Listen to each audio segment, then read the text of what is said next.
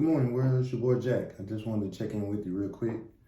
First thing I want to say is thank you to all the new subscribers to the channels. I want to say thank you to all the supporting subscribers that continue to engage, continue to watch the content that I create, continue to inspire and leave positive comments and things of that nature.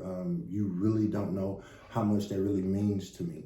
So this is why I continue to do what I do, because of your encouragement. So let me say thank you for that. Today, I don't want to say I'm struggling, but what I will say is I'm going through some growing pains. Growing pains is what I'll call it, right? And what does that look like, Jack? So life is seasonal.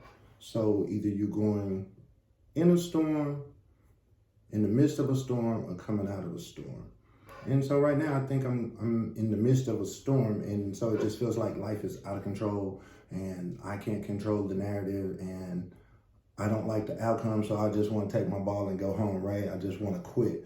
And, you know, I listened to quite a few motivational speakers, and I want to say it was T.D. Jakes said that don't make a long-term decision behind a temporary emotion. And I almost did that yesterday. I was like really in my feelings, and my anxiety caused a panic attack. And I really just had a case of the fuck it's. Like, man, why do I do this? Why do I continue to try to strive to better myself, and people continue to shit on me, right? And that's how I felt. And excuse my language, but that's just where I was yesterday, right? Because it takes a lot to be a giving person. It takes a lot to give of yourself. And then when it's not reciprocated or appreciated, you know, I tend to feel like, why do I even do that, right? And what I had to get with was, it's not even so much the person or the situation that I have a problem with, it's the enemy within, right? You know, those type of situation creates those negative self-talks that I have with myself, like, Jack, you're not good enough. You're never going to be good enough. Why do you do this? You see how people, why do you trust people? You see people are going to betray you all the time. And, you know, aren't you tired of getting your feeling hurts and things of that nature? And so over the years, or in the past, before I started working on myself, I've always not been able, but I've always had those negative self-talks with myself, right? I mean, all the way back to childhood. I grew up in a neighborhood where skin complexion meant something, right? And so I was like dark skin complected in a light skinned neighborhood, and everybody had natural curly hair and things of that nature. And so they were the ones that were prom kings, and they were the ones that dated the cheerleaders, or they were the ones that got the girlfriend that was most popular in school, and all of that. And that's never been my story, ever, right? I've always had to work doubly hard at being Jack. I didn't know I was trying to be Jack. I didn't know I was going to grow up and be Jack, right? Because I tried to be everybody else. I tried being the jock, right? Maybe that'll get attention and make people like me, right?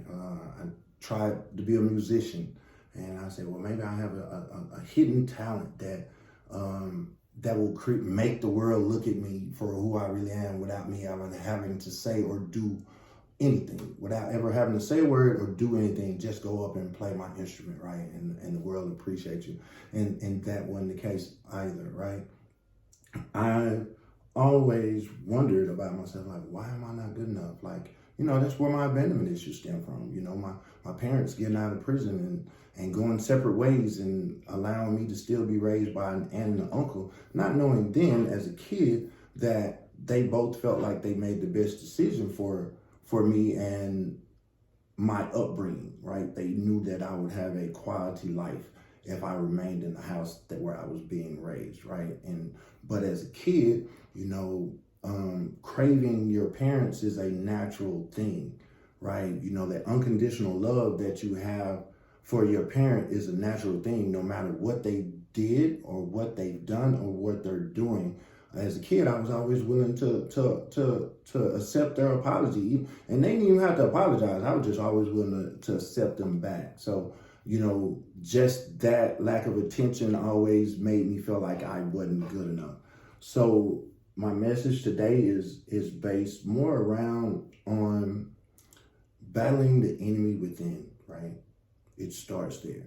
Like, how can I win the battles of the world that I have to endure every day if I never win the battle within myself? I have to start with me. And that starts with like removing the negative talk, self-talks, removing the doubt, learning my value about myself. You know, if no one else appreciates you, you need to appreciate you, right?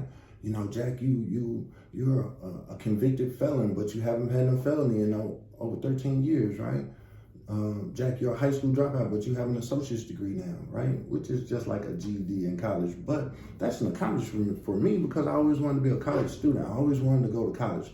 But because in my neighborhood, in my culture, college wasn't socially accepted, right? And it was frowned upon. And I wasn't strong enough to dance to the beat of my own drum. I chose a different route. I chose a route that looked like being socially accepted, right? And confining myself to a 4-block radius, which was the first prison that I ever created for myself. I would not go outside of my neighborhood because I created this fictional character of this gangster, and I had to live up to that, and I had to protect the neighborhood and things of that nature. But at the end of the day, the neighborhood didn't protect me.